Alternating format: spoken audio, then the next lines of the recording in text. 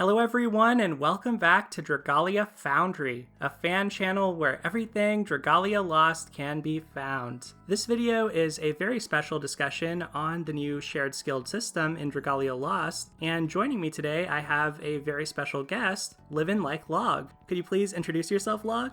Hey there guys, I'm LivinLikeLog here, and yeah, we're gonna have a good little conversation about the new shared skill system and kind of just give our overall thoughts on it. I'm really excited to have Log on the channel, and if you're not aware, Log has an awesome Dragalia YouTube channel as well, where he puts out lots of great videos. And if you're not aware of the shared skills system, basically what we're talking about here is a new system that came to Dragalia Lost as of the latest version update, where now you can share skills from almost any adventurers in your collection onto your leader in solo play or even in co-op, and you can equip up to 2 skills. One of them goes into the weapon slot and the other one goes into the helper slot, and you can even use that helper slot one in co-op. And basically there's a limit on the skill points cost of those skills, and it's a pretty cool new system. It's a lot to take in at once. What has your overall reaction been, Log? You know, I was also kind of overwhelmed with it at first. I mean, you just have so much customization now, but I think overall I really like the system. I think they finally tuned it in a way where it's not necessarily outright broken at the very start here, but it does have a lot of potential, and it just allows you to get a more personal feel with your adventurer and kind of make them different from any other of the same adventurer. So yeah, I think overall I'm pretty positive on the system, I think. Yeah, I think I probably have ended up in the same place. It's funny, I was most excited about like the theory crafting and, you know, all the sweet new builds we could come up with. But honestly, since its release, I really haven't been as focused on the builds as I have been on just the fact that you can put different skill animations on characters. And I think that the way you said it really rings true. It's kind of like another way of self-expression in the game. And I really like that about it. It doesn't seem too busted to me, but it's really early right now at the time of recording. Right, exactly. And I just think, I mean, it's just a net positive for me. And like you said with the funny animations, I mean, we can get into that. Obviously, the Pom-Poms has been making an appearance throughout the community, and all these other funny animations, whether it be Beautician Zarden's skill or whatever. I just think it does add definitely some customization for sure. Yeah, that's probably one of the things I like the most, where like everybody felt really hardcore about it in my community, or at least a lot of people were talking about the strategy aspect. And then as soon as this comes out, we're like, how can we put the cutest animation on Pipple? How can we put the funniest animation on all of our adventurers? And so I think that it's ended up in a good place where like, if you're a casual fan, you can enjoy this. If you're more of a hardcore fan, you can enjoy it. And at least so far, I haven't seen something truly degenerate with it. There are some meme clears out there, and there's some solo clears out there that look really strong, but it doesn't seem like something that was impossible before the change, at least from what I've seen. Yeah, I agree. And do you have like any personal favorite kind of shared skills that you really want to shout out? Like some that you think have a lot of potential, whether it be meme-wise or just potency? Like what do you think are some of the highlights? Well, one that everybody has kind of spotted is Yaten, and the reason that people have gravitated toward him is he has a really low SP cost on his shared skill. So it's only about 3,600 or so, I believe. And if you're not too familiar with this, basically SP is how long it takes you to charge up a skill using your basic combos. And for the shared skills, they raised the cost significantly. So this was one of the limitations that kind of made it so this wasn't as broken of a system. And Yaten's shared skill gives I think it's the team 2 energy. I can double check that if it's the team or the user, but you get energy for a very low cost, needless to say, especially when you're looking at a lot of other shared skills that cost 10,000 SP, a lot more. So he seems to be kind of a sleeper here, and we don't know if maybe it's a bug, the fact that his cost is so low, since it's the same cost on his normal skill when he uses it, but that's something I'm really excited about trying out. Yeah, for sure. And I think one of my personal highlights was Yue. Yue's Wild Instinct is shareable. Now Yue, since her release, I think she got released sometime around this time last year, and she was already like a benched character. She didn't really have a ton of potential, even though she is a really cool character in my opinion. but her skill, Wild Instinct, is now shareable, and it's a buffing skill that for 20 seconds increases her crit rate by 20% and gives her some HP like self restoration but you have to trade it off with a 40% defense reduction. So it's like this huge risk reward skill, and it was honestly the best part of her kit. Well, now everyone has access to that. And I think that brings up like an interesting point where we have a lot of characters in DL. Like that's common knowledge, right? There's so many. And I guess one of the biggest critiques of Dragalia Lost is that you don't really use a large variety of the cast. Like everyone can clear endgame content, but you really only use maybe like 50 out of the 180 plus adventurers or something like that. You don't really use a huge variety. Well, now it's taking those characters and kind of forcing you to invest into them to reap the rewards of some of the interesting parts of their kits. I really love that as like a concept. I'm so glad that you said that, because that is not something I had thought of, and that's something I'm always clamoring for in other areas of the game. Like, that's one of the reasons I've wanted a dungeon mode or some type of mode where you can use your characters in your collection to like go off and do a quest or something and then bring you rewards, or just to have a purpose to them. Like maybe something where there's multiple stages, and the first stage you use like 4 characters, but you can't use the same ones later on. That's something I've really wanted, because it actually rewards you for investing in multiple characters, but I never even considered the skill share as actually doing that, but it totally does. And UA is a really good example, because that second skill you mentioned is just so special. Like nobody has a skill like that really in the game. Exactly, yeah. And I think the DL team has been pushing towards this customization, I don't know, I guess narrative, like kind of take on the game.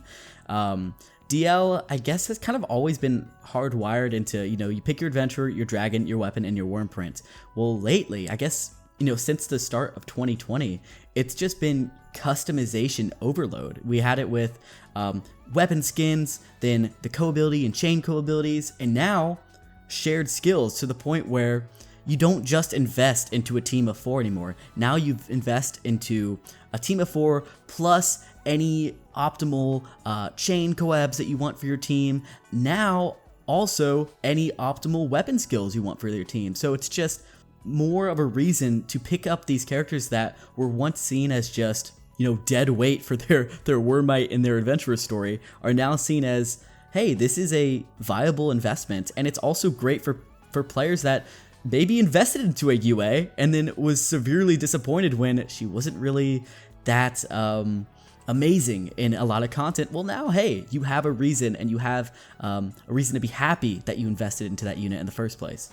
I totally agree with that. And for those who are disappointed in investing in UA, how could you? Because she is so adorable. She's just like chomping on meat in her artwork. I was actually legitimately sad, because when I summoned UA, I was like, I want to invest in this character, but I just don't have enough resources. So for me, any excuse to now justify going for some of these characters who I really like, but I just couldn't really afford to in the past, well, I'm probably going to take those opportunities now to actually go for them. Yeah, exactly. I think it adds a neat layer of optimization to just further optimize your kit and your team.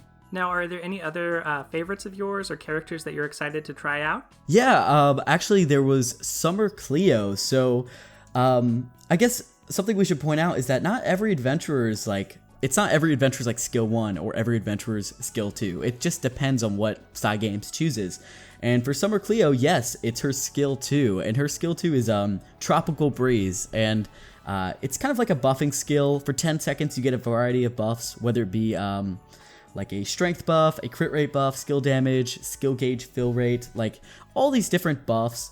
And what's cool about it, aside from the really funny animation of just chilling on the beach, but because it has multiple buffs, it kind of got some gears turning in my brain, and I started thinking, oh my gosh, characters like Gala Luca, or characters like Xander, Karina, like characters that really want to have multiple buffs to fully optimize their kit and make them super strong, now have a viable option for that. It's just, I feel like the more you really look and take a deep dive into the skill sharing system, the more you realize, oh, this is this is fun. This adds a new layer to the entire game, and I love it for that. Yeah, and I think, like, for me, that cerebral part of the game, and especially the sort of feeling that it's like the Wild West, hasn't been present for a long time, because we've moved to a stage with the game where, like, there's all these really good DPS simulators, there's all these tools, so what's optimal is very obvious in a lot of cases, or, like, it's a click away on your browser a lot of the time.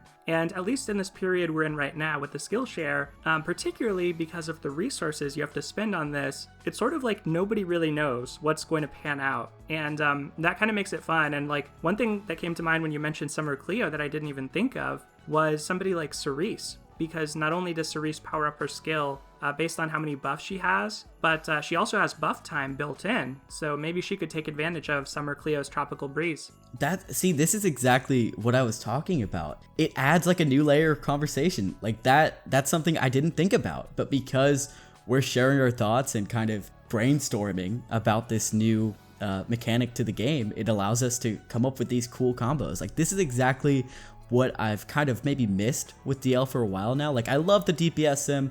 The guys that work on it do an excellent job. It's great for the community overall, but you definitely do, like you said, miss a little bit of that kind of magic that was there when everything was much more Wild Wild West, as you put it. Yeah, I just remember like Lily's banner coming out toward the beginning of the game and just being mind blown because she could cause freeze. And like I personally can't say that I knew anything about damage modifiers or like how long skills took to cast or anything actually relevant to what we think about with the meta now. So just the fact that she could cause freeze on her skill, it was like, this is really busted. She's just going to freeze everybody in Flame IO. Like, this is a great unit. And it's funny to come back to that earlier time, but actually my second pick for a character that I'm excited to share their skill is Annalie, and sort of for a similar reason to Lily. Annalie can cause stun, and also, not only that, but just like Yaten, she can energize. And I did look it up, I just double checked. For Yaten, he energizes the whole team, but Annalie only energizes herself,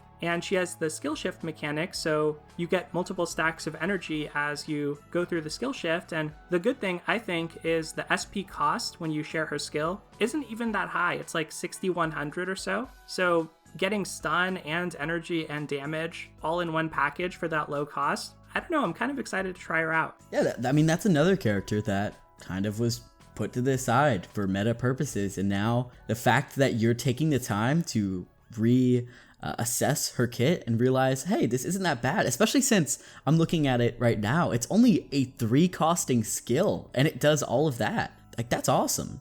That's a great way for Cygames to go and take a look at these more underwhelming adventurers and balance around them and balance around what the popular opinion is on them. So yeah, just another reason why I like the system.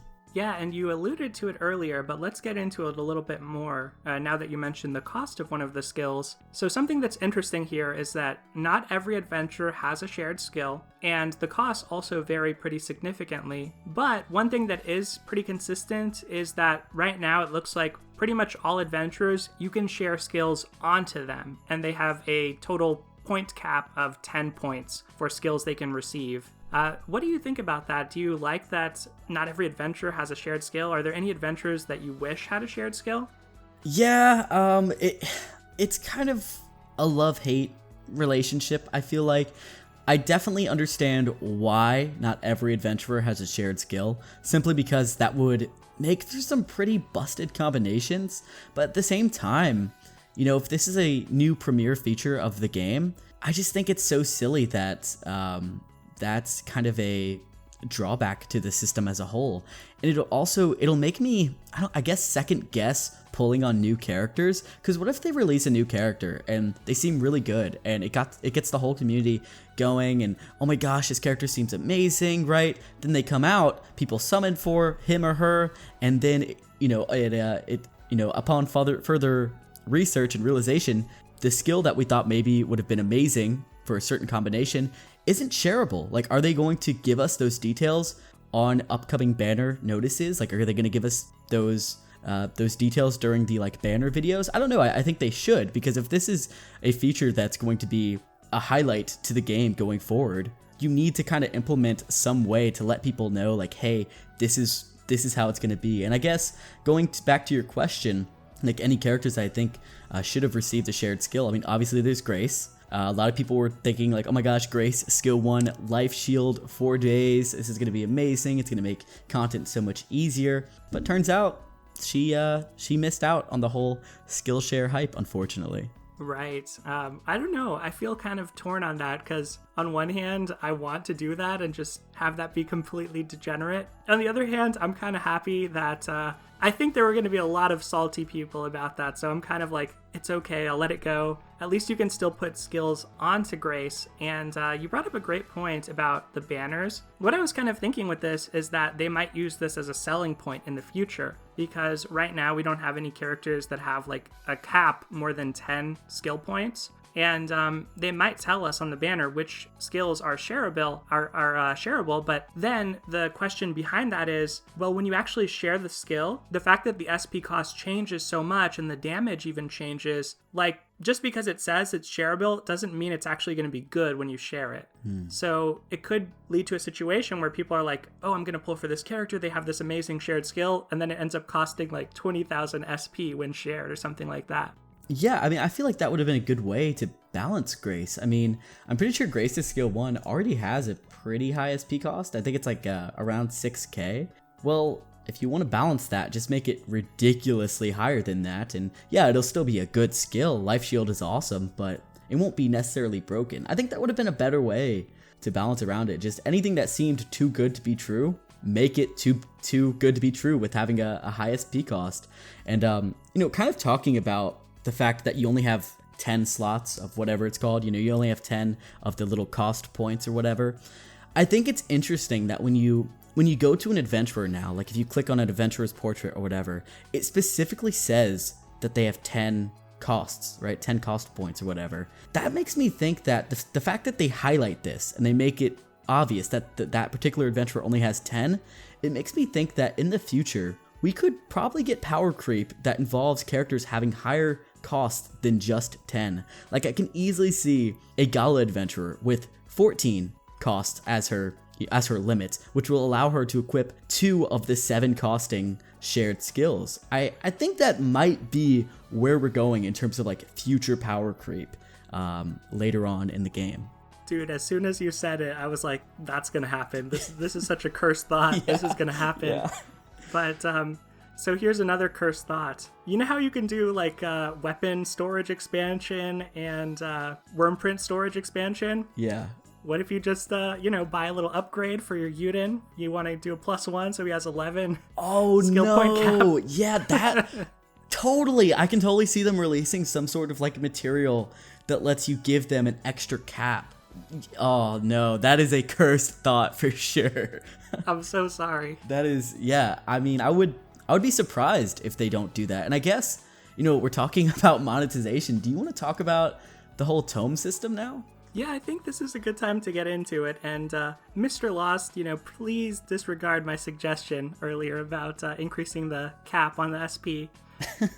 But Elemental Tomes has been really interesting to see people's reaction to. So basically, the deal with this right now, at the time we're recording, is you can only get these via Diamantium, so via a paid purchase in the shop, and we've been told that we're going to get some in the future as well through events, but we don't know how many we're going to get, what that's actually going to look like. So right now, other than the free story characters who have their shared skills unlocked automatically, if you actually want to participate in the system beyond that, you have to spend some money to buy skills or buy tomes to unlock skills. Yeah, and it's pretty costly, I would think. It's 100 Diamantium for one. And for those that aren't aware of the system or, are catching up with the system, you need tomes in order to unlock the shared skill functionality, and the cost of the tome to actually purchasing it, like the ratio, is dependent on the actual cost of the skill. So say the skill cost 7, you would need 7 tomes to even activate it, right? And the same logic goes with like 3 costing skills. You need 3 tomes. Well, let's say you are trying to get one of those really good 7 costing skills. That's 700 Diamantium, which if you kind of do the math, that's roughly around like the $15-ish range, I want to say. So it's quite expensive now. And the fact that they didn't give us like even a couple just to experiment with kind of rubbed me the wrong way. And I think ultimately this is probably the weakest aspect of the shared skill system so far. I really think, like what they did with augments when they first came out, they should have given us a little bit just to experiment with. Because right now, unless you are a mega whale or, a big spender in the game, you're not going to have a lot to work with. You're just going to have those free story characters at the moment. Yeah, on one hand, I'm kind of relieved because I have no idea what to spend these on right now. So not having them in my pocket makes me feel a little bit better, like I won't make a really regrettable decision. On the other hand, it feels like there should be some like permanent endeavors, normal endeavors, that type of thing for maybe clearing the story or something like that, where we get these and then we learn the system. Because if you think about a new player to Dragalia Lost, like I wonder when they're going to have the tutorial about tomes. And maybe for this month in Dragalia Lost, they'll give us like a gift of elemental tomes to kind of experiment and try it out. But it has to be a pretty big gift because it's fairly expensive to unlock these. Not only do you need the tomes, but you also need the character to be level 80 or above and 50 mana nodes or above. Right. I mean, that's definitely an investment, especially for newer players. I mean, all those champion testaments that you need.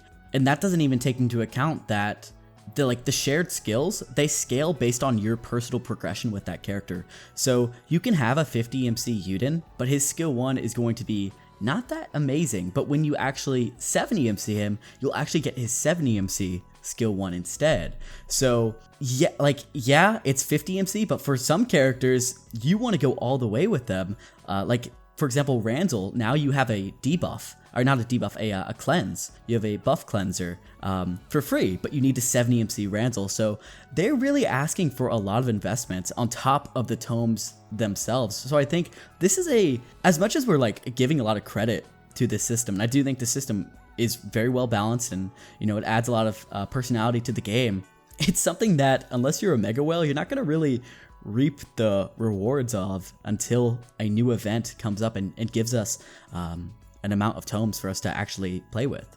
That is super true. Like, my dream case for this, which doesn't seem to be the case, like pretty obviously is not the case, was that it would be like augments where you could actually reset them. So maybe you could, if you made a bad decision, you could go back. But a quick tip for those out there on a budget, because I found myself in this situation with Rainbow Orbs. I actually took my Ronzel up to, I want to say 56 nodes, just to get that level 4 skill, and then I was like, I have no more materials. Ronzel, you're sitting here at 56, you're not going to get to 70 for a while. So if you're in that same situation, there's a slight workaround where you don't have to go all the way just to get the skill, but it is still a pretty steep investment. That's a really good point, actually, yeah. But I mean, the problem with tomes to me is we just don't know like how much they're gonna give us. I feel like this is definitely the 2020 version of augments, where augments were super scarce for a while, and you could really only buy them if you whaled and bought extra astral raid shards or whatever they're called. That was only the only really way to get a bunch of augments early on when they were first introduced. But now, I mean, they're super easy to get. I think that's eventually where tomes are going to be. And I think in terms of like future events, like how they're going to divvy it out, I totally expect the new event type that's supposed to be coming out in mid-June to be all about rewarding us with tomes. What do you think about that? I really hope so. I want to get my hands on as many of these as possible right now. And I think ultimately I'm going to decide to wait and see. I'm not going to buy from the shop. And so I'm curious to hear what you think about that and if you're going to make a purchase or not. But I wonder, like, will this be able to help with Dragalia's monetization? And I kind of think, like, if they go too hard with the new event type and give us too many of these for free, I don't know if that would really solve that bigger problem that's been, a topic of conversation in the community for a while now. Here's the thing, like, to answer your first question, do I plan to buy it? No. I think the value is outrageous. For one tome, for only one element, it's 100. I think that's way too much, and it kind of just goes back to the idea that Cygames, they really don't want us to spend money on this game. Like, 100 Diamantium, that's just too much for it. Maybe if it was 100 Diamantium for 3, I feel like that'd be a really solid purchase. I would buy it, and I would definitely experiment, and it would force me to spend a little bit of money, but the value's just not there for me, so I'm not planning to buy it. And I can agree with you on the sentiment that they have to balance this correctly. If they want this to be a new way to monetize the game, they can't give us too much, but they also need to give us enough to not create some backlash within the community. So I'm hoping that, you know, the event comes out, maybe we get a total of anywhere from 7 to 10. I think they should at least give us 7, because there are some that cost 7 to unlock. So anywhere from like the 7 to 10 range, I personally would be happy with that. What do you think? That would be good for me.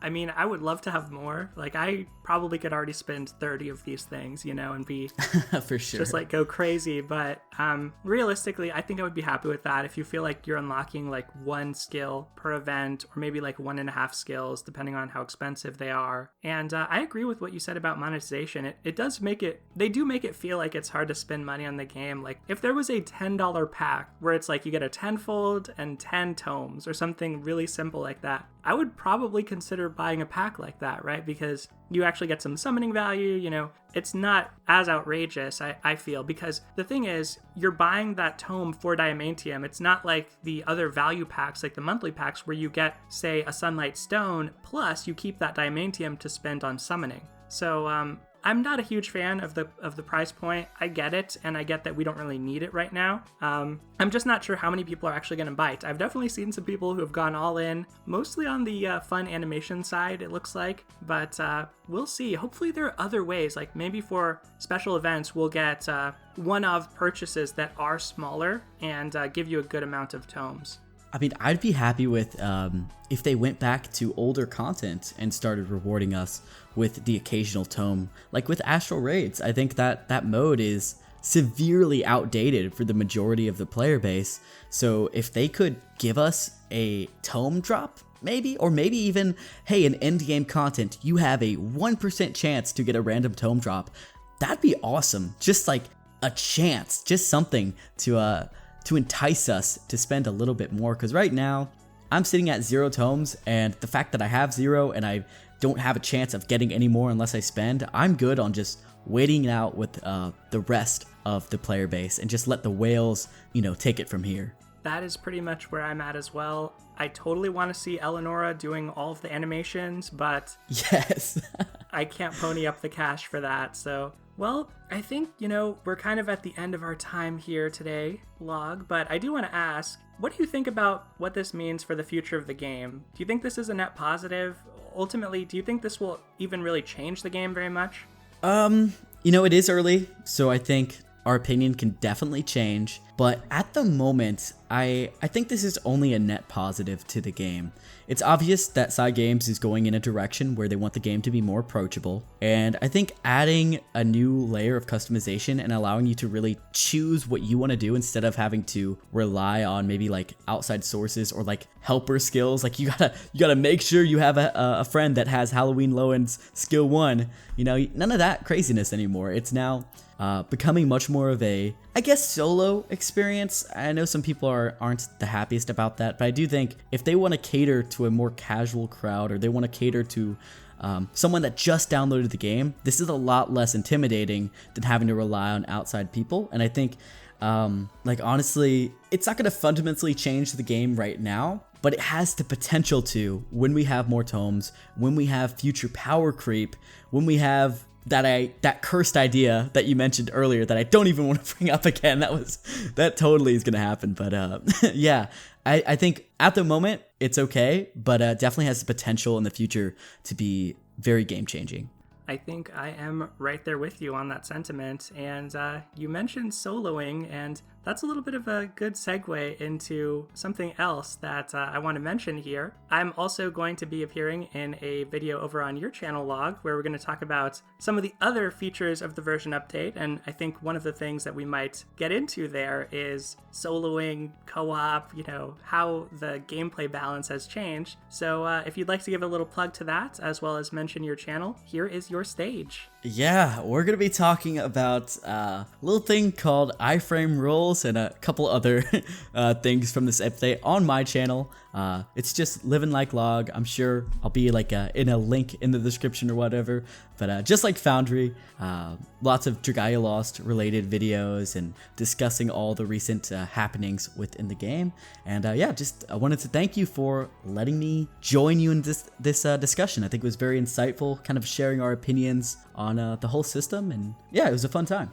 Thank you for being here. It's been a pleasure. But that is going to do it for today, everyone. So thank you as always for watching. Thank you for listening. Take care, and I'll see you next time. Bye, Log. See ya.